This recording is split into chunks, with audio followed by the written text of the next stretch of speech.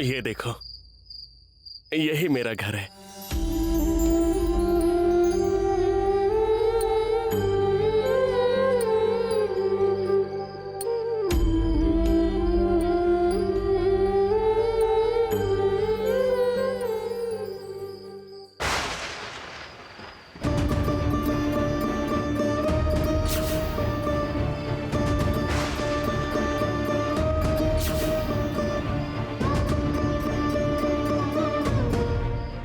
कौन है?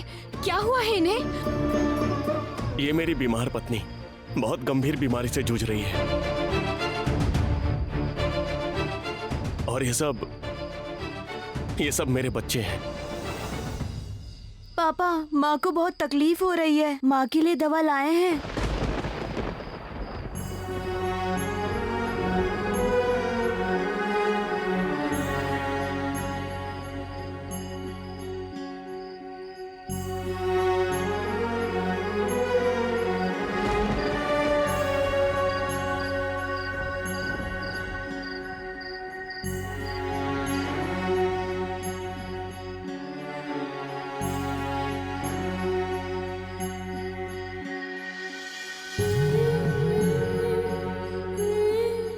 तुम्हें जितना देख रहा हूं उतना ही अचंभित होता जा रहा हूं। तुम किस मिट्टी की बनी हो? मेरी पत्नी के बदन से इतनी खराब बदबू आती है, कभी कभी तो मुझे भी उल्टी आती है, और यहां पर तुम अजनबी इंसान होते हुए भी उसके बदन और सर को छू रही हो। तुम्हें डर, घृणा कुछ भी नहीं आती? आप बिल्कुल गलत सोच रहे हैं। अगर आप मेरे पिताजी की तरह हो सकते हैं तो फिर ये कौन होंगी मेरी? माँ के जैसी इंसान से कोई घृणा कर सकता है? माँ तो माँ ही होती है। जब कोई बच्चा बीमार होता है तब क्या कोई माँ उसे छोड़कर चली जाती है? नहीं ना। तो फिर बीमार माँ को छोड़कर उसकी संतान कैसे जा सकती है? देखिए, यहाँ खड़े हुए आपके बेटे और बेटी अपनी बीमार माँ के पास ही हैं।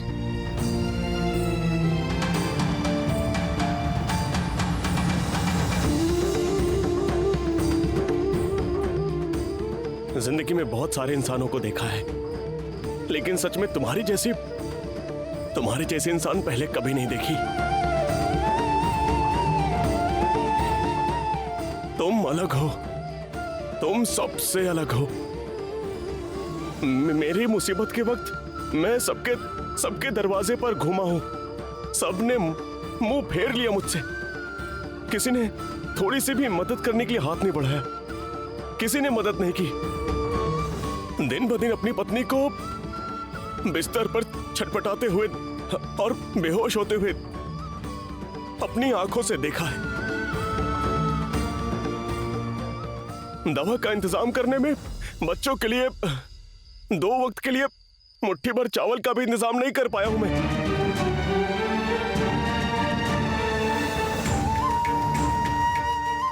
आंखों के सामने बीवी को घुट घुट के मरते हुए देख रहा हूं, और उन बच्चों को भूख से रोना देखकर मैं अपने आप को सही रास्ते पर नहीं रख सका।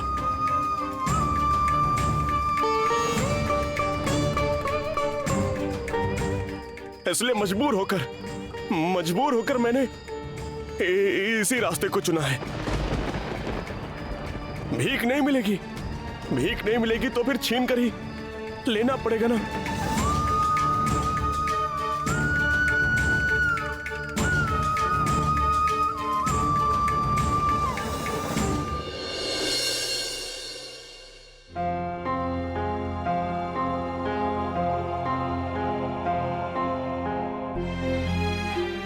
ओ माँ, नीला,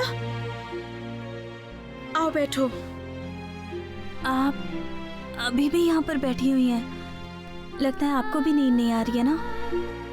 दरअसल मुझे भी नींद नहीं आ रही है। हाँ, अरे दीदी सो गई है क्या? नहीं ना, बस यहाँ से वहाँ कर रही है, बीच बीच में पपक कर रो रही है और कभी कभी हड़बड़ा कर उठकर बैठ जा रही हैं, और कभी कभी वो शिवलिंग को पकड़ कर बैठ जा रही हैं। माँ के लिए मैं क्या करूँ, मुझे कुछ समझ में नहीं आ रहा है। भाई और गौरी पता नहीं कब घर लौटेंगे। अब तो ऐसा लग रहा है कि जैसे धैर्य का बांध टूटता जा रहा है। इस मंदिर में ही तो गौरी के जान प्राण बसते थे। उसके चले जाने के बाद देखो मंदिर कितना सूना सूना लग रहा है, इसलिए यहाँ आकर बैठी हूँ। यही तो गौरी की पसंदीदा जगह है। नीला,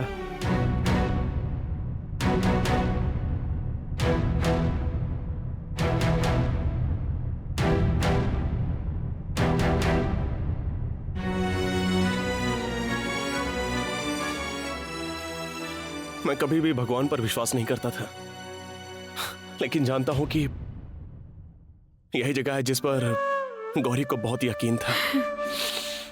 उसी यकीन से उम्मीद करता हूं कि गौरी और ईशान जल्दी से घर लौट आए। माता जी, हम सच में नहीं जानते कि भाई और गौरी अभी कहाँ हैं, लेकिन आप बस एक बात का ख्याल रखिएगा कि वो दोनों बस एक साथ रहे, कहीं अलग अलग ना हो। माँ, आप उन दोनों को ढूंढने में हमारी मदद कीजिए माँ।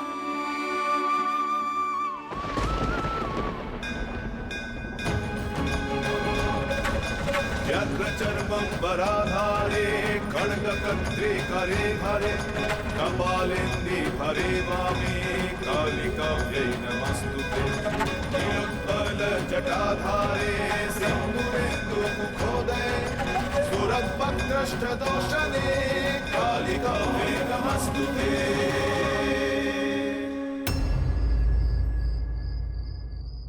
यकीन करो, मैं जो कुछ भी कर रहा हूं अपनी बीमार पत्नी और बच्चों के चेहरे को देखकर ही कर रहा हूं। कितने दिनों तक हमारे घर में चूल्हा नहीं जला, इसकी कोई गिनती नहीं है। मेरे बच्चों के चेहरे को देखकर समझ नहीं आ रहा है कितने दिनों तक इनके मुंह से ढंग से 2 वक्त का खाना भी नसीब नहीं हुआ है, क्योंकि मैं खरीद नहीं पा रहा हूं और ना ही पत्नी के लिए दवाई खरीद पा रहा हूं। पता नहीं इस हालत में और कितने दिन जिंदा रह पाएगी। अरे रे, आप लोग तो बहुत तकलीफ में हैं। लेकिन इस तरह हाथ पर हाथ रखकर बैठने से काम नहीं चलेगा। आपको अपनी पत्नी को बचाना ही होगा। मैं कैसे बचाऊंगा, कैसे बचाऊंगा मैं? डॉक्टर ने कहा है अगर दवाई नहीं दी गई तो तुम्हारी पत्नी को बचाया नहीं जा सकता। क्या पता इसकी किस्मत में यही लिखा हो। मैं इतना बेकार आदमी हूं जो अपनी पत्नी को बचा भी नहीं पा रहा हूं, उसका इलाज नहीं करवा पा रहा हूं। हाँ, अच्छा सुनिए, मैं जो कह रही हूँ वो आप अभी ले आइए। कम से कम उससे इनकी तकलीफ तो थोड़ी कम होगी। तुम तकलीफ दूर करोगी? क्या करोगी? तुम कोई डॉक्टर हो या वैद्य? मैं जितना कुछ जानती हूँ, जितनी मेरी क्षमता है, उन सब से मैं एक बार देवी माँ का नाम लेकर कोशिश करती हूँ। देखिएगा, कुछ ना कुछ तो जरूर ठीक होगा। तुम मेरी मदद करना चाहती हो, लेकिन मैंने जो उस वक्त अरे ये सब बातें रहने दीजिए ना, अभी इसका वक्त नहीं है। जो सब कहा है वो अभी जल्दी से ले आइए। सुनिए, नीम के पत्ते, कच्ची हल्दी, चंदन की लकड़ी,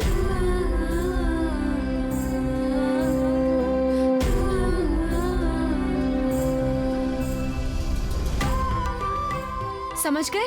ये सब जल्दी से आप ले आइए, जाइए।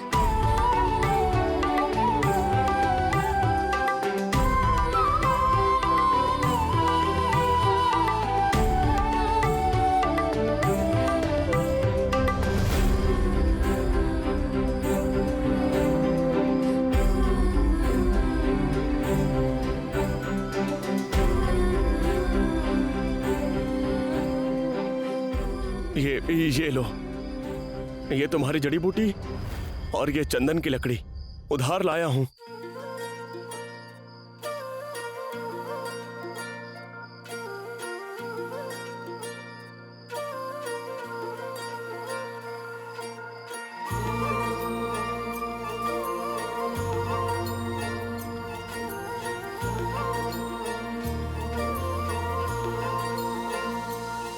मेरी माँ ने बुलाया, मैं दौड़ा आया। मेरी माँ ने बुलाया।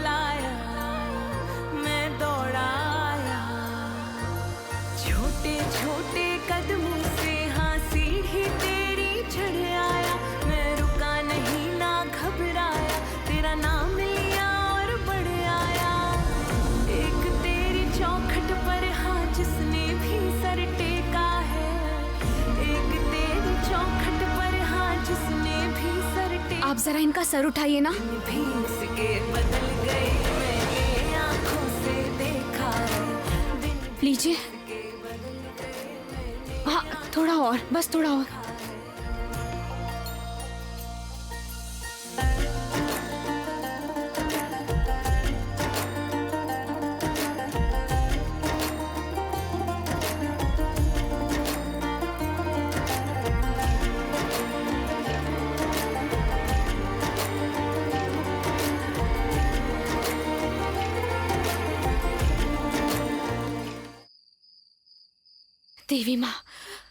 देवी माँ, ये औरत बहुत ज्यादा तकलीफ में है माँ। आप इन्हें ठीक कर दीजिए माँ, ठीक कर दीजिए इन्हें। तुम हम लोगों के लिए इतना कुछ क्यों कर रही हो बेटी? ये सब मैं आपके लिए तो नहीं कर रही हूँ ना।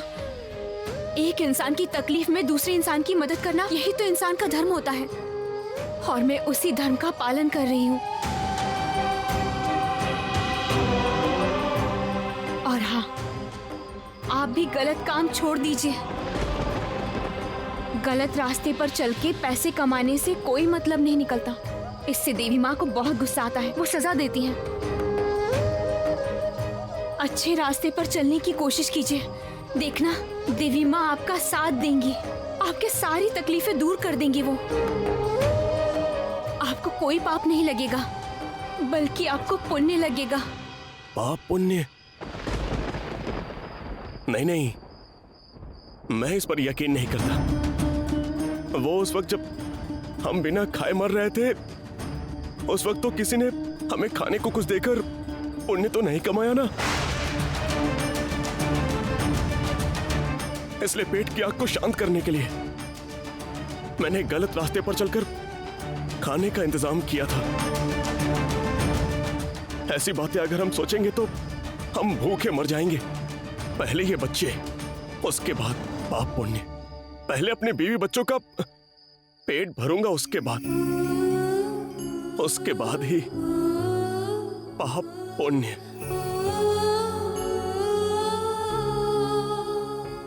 एक बात बताइए तो, आप जिन लोगों के लिए पाप कर रहे हैं, उनको भी तो पाप के भागीदार बना रहे हैं। वो भी आपके पाप का बोझ उठाएंगे। गलत काम ना करके भी पाप की सजा मिलेगी उन्हें। मेरी वजह से इन्हें सजा क्यों मिलेगी? आप तो इन्हीं के लिए पाप कर रहे हैं ना, इसी वजह से ये भी पाप के भागी बनेंगे। ये सब क्या आपको अच्छा लगेगा? ये इतने नन्हे मुन्ने प्यारे प्यारे बच्चे अगर आपके पाप की सजा पाएंगे तो आपको तकलीफ नहीं होगी? नहीं नहीं नहीं नहीं नहीं, अब और मत बोलो, और मत बोलो।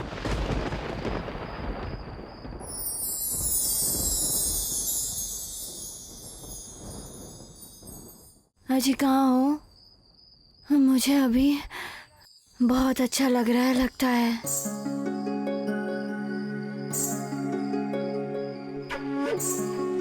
तकलीफ वो भी बहुत कम हो गई है।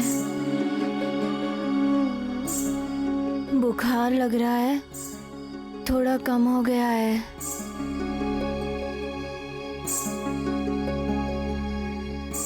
ऐसा लग रहा है मौत के द्वार से वापस आ गई हूँ। स्वरूपं त्वदीयं न विद्यन्ति देवा जगन्मोहिनी। तुम कौन हो? मेरी बीवी को ठीक कर दिया तुमने। सुहृद्पोषिणी शत्रु संहारे। तुम कोई साधारण इंसान नहीं हो, तुम देवी हो।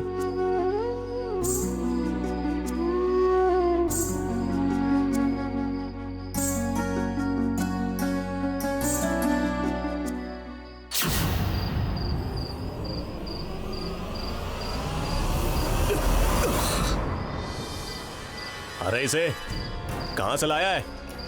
शहर से आया हुआ लगता है, कुछ भी बोल नहीं रहा है। अच्छा ही हुआ हम इसे उठा लाए। इसे अपने पास रखेंगे और सरकार से अपनी मांग के लिए दबाव डालेंगे। तुम्हारा नाम क्या है? क्या करते हो? शहर में कहाँ घर है? लगता है गूंगा है, बोल नहीं सकता। जंगल में घूमता हुआ मिला था, लगता है रास्ता भटक गया। ये खो चुका हो।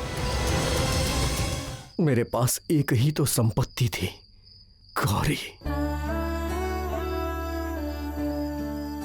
और उसे भी मैं खो चुका हूं। मेरे पास अब कुछ नहीं बचा है, कुछ भी नहीं। गौरी? अब ये गौरी कौन है? पागलों की एक्टिंग कर रहा है, दरअसल बहुत चालाक है ये। ऐसे चालाक लोगों के साथ क्या करना है मैं अच्छे से जानता हूँ। इन पर बिल्कुल यकीन मत करना।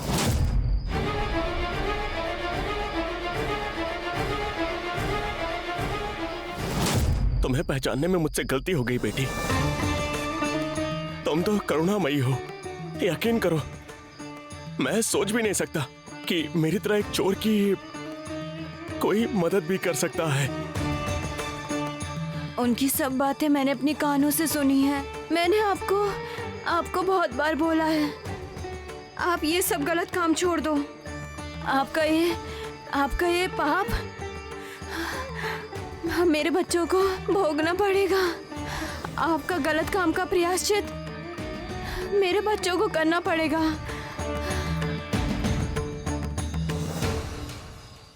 इसमें तो उनका कोई कसूर नहीं है, बताओ। अच्छा ठीक है, ठीक है, ये सब बातें बाद में होगी। अभी तुम आराम करो। नहीं, आज मुझे बोलने दो। मुझे आज बोलना पड़ेगा। आपको मैंने कहा है, आप सही तरीके से जितना भी पैसा कमाओगे, जितना लाओगे, उसी में हमारा गुजारा हो जाएगा। तुमने ठीक ही कहा, मेरी आंखें खोल दी है तुमने। मेरे पाप की वजह से मैं अपने बच्चों को कोई तकलीफ नहीं दे सकता।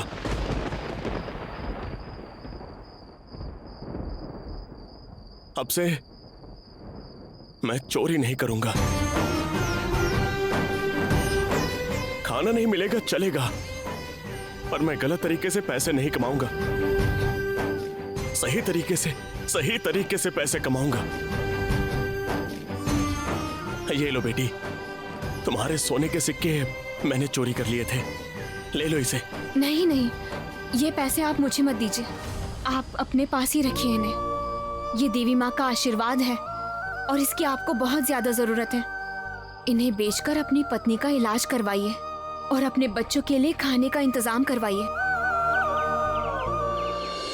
इन सोने के सिक्कों से आपके कुछ दिन तो गुजर ही जाएंगे और इन सब के बीच कोई अच्छा सा काम भी आप ढूंढ लीजिएगा, समझ गए?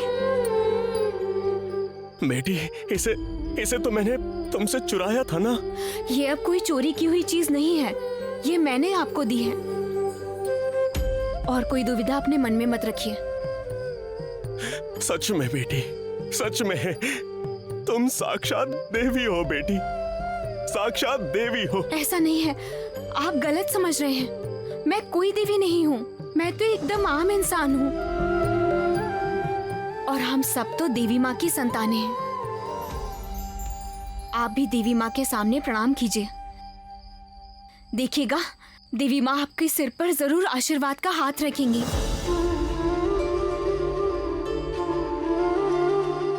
अभी मैं चलती हूँ, ठीक है?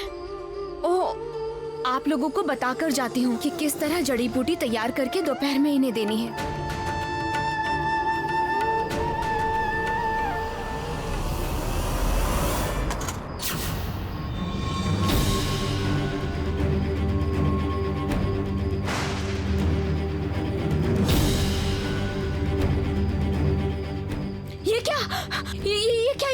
ये तो डॉक्टर साहब का पर्स है। ये आपको कहाँ से मिला? कुछ दिन पहले एक आदमी पेड़ के नीचे बैठा हुआ था, ये पर्स मैंने उसी से चुराया था। हाँ, याद आया मुझे।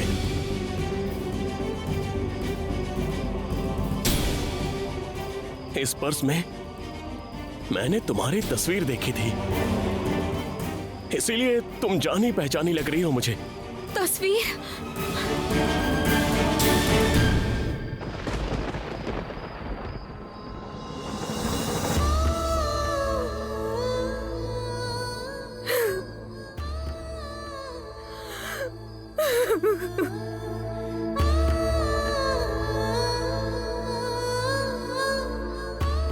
अच्छा अच्छा, एक बात बताइए, आपने कहा कि आपने डॉक्टर साहब को देखा है, इसी वजह से देवी माँ ने कहा था कि पेड़ के नीचे रहना। मैं समझ गई, आपको जो पता है बताइए ना। आप जानते हैं कहाँ है डॉक्टर साहब? मैंने जब उनका ये पर्स चुराया था तब वो उसी पेड़ के नीचे बैठे थे, लेकिन अचानक एक दिन गांव के कुछ लोगों ने उन्हें वहां से मार के भगा दिया। क्या कह रहे हैं आप? मेरे डॉक्टर साहब को मारकर भगाया उन्होंने? अच्छा, वो उसके बाद कहाँ पर चले गए ये जानते हैं आप? हाँ जानता हूँ। मैंने उन्हें गांव के पूरब की तरफ जो जंगल है उधर जाते हुए देखा था। दरअसल गांव वालों का कोई भी कसूर नहीं था।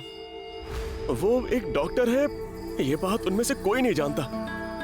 किसी अनजान इंसान को काफी दिनों से वहां बैठे देखकर गांव वाले डर गए थे। कभी कभी बुरे लोग भी आ जाते हैं, ये बात आपको तो पता ही होगा। इसलिए उन्होंने डॉक्टर बाबू को भगा दिया। उन्होंने भी तो किसी को कुछ नहीं बताया, पूरा दिन उस पेड़ के नीचे बैठे ध्यान करते रहे। मैंने सिर्फ ये पर्स लेते वक्त चिल्लाते हुए सुना था। तब मुझे समझ नहीं आया कि वो ऐसा क्यों कर रहे थे, लेकिन अब समझ आ गया मुझे। क्या समझ गए हो? उस पर्स में तुम्हारी जो फोटो थी उसे अपने पास रखने के लिए वो ऐसा कर रहे थे। ऐसा नहीं लगा कि रुपए पैसे के लिए उन्हें कोई गम था। मैं नहीं जानती कि मेरे डॉक्टर साहब कहाँ पर हैं और कैसे हैं, लेकिन अब एक पल भी बर्बाद नहीं कर सकती मैं। मुझे अभी जाना होगा, अभी निकलती हूँ मैं। बहन सुनो, जरा रुको। तुम्हें पीछे से आवाज दी, यहाँ आओ जरा, आओ। आराम से, तुम्हारा भला ही आराम से होगा। उठिए। सुनो, जरा मेरे सिंदूर की डब्बी देना। हाँ, ये लो।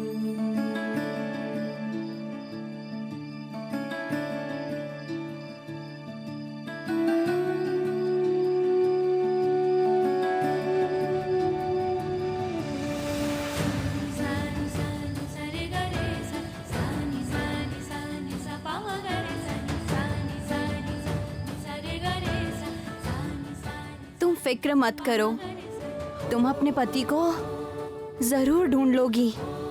तुम्हारी ये यात्रा कभी भी असफल नहीं होगी।